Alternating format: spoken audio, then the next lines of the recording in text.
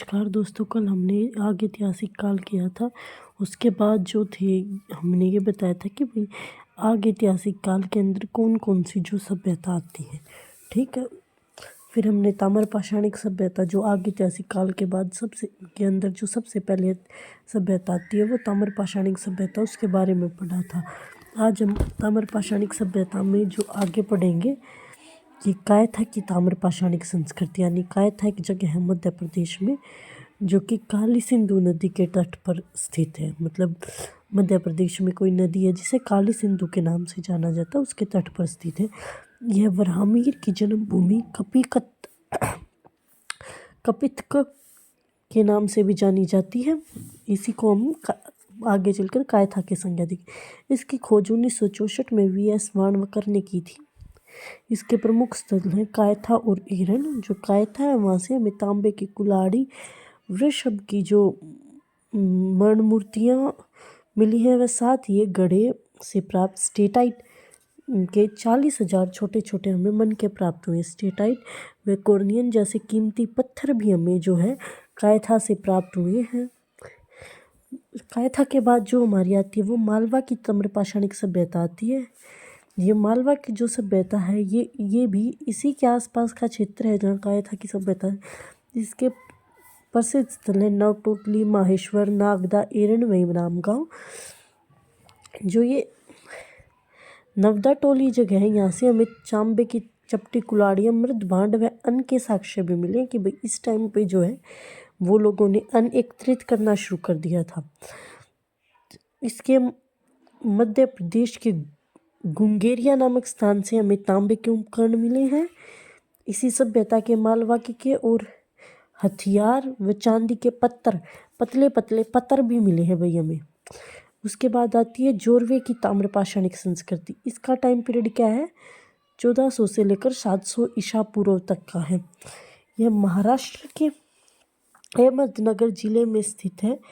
इससे हमें महाराष्ट्र के में जो ग्राम्य जीवन का आरंभ का पता चलता है कि जोरवे संस्कृति के अंदर जो महाराष्ट्र में ग्राम्य जीवन था उसका आरंभ हो गया था। और इसी के बाद जो है ये संस्कृति जोरवे की ताम्र पाषाणिक संस्कृति जो है वो मानी गई है। इसके स्थल हैं जोरवे, नेवासा, दामाबाद और इनाम गांव आदि।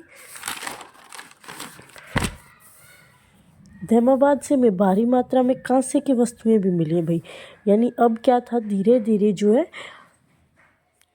ताम्र पाषाणिक सभ्यता में हड़प्पा संस्कृति का प्रभाव देखने को मिल गया था। हड़प्पा संस्कृति कौन सी है?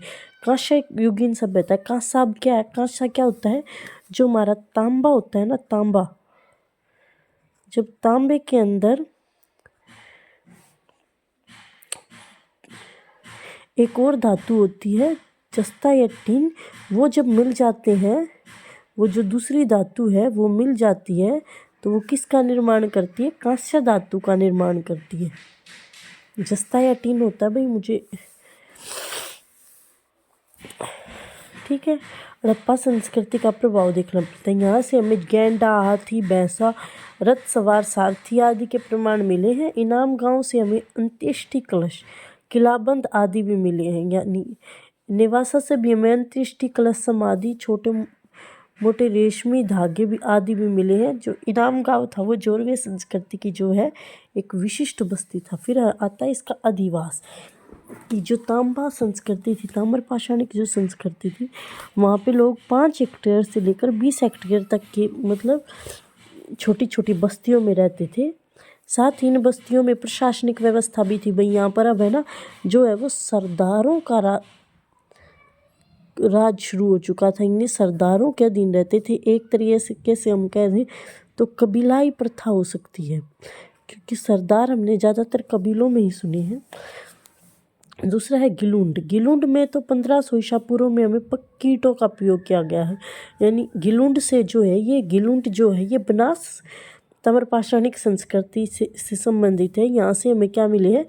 1500 ईसा पूर्व जो है यहाँ पर पक्की ईंटों का प्रयोग किया गया था। उसके बाद औजार, पत्थरों के साथ साथ जो है हमें तांबे के भी औजार मिले हैं।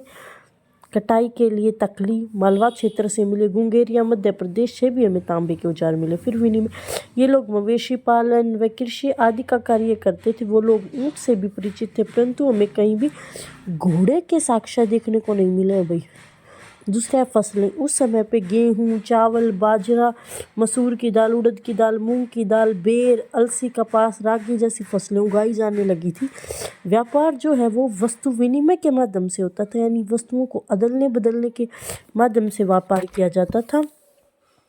और भाई यही थी हमारी ताम्रपाषाणिक संस्कृति। आपको कैसी लगी हमें ज़रूर बताइएगा। कल हम फिर मृत भांड संस्कृति के बारे में करेंगे। धन्यवाद।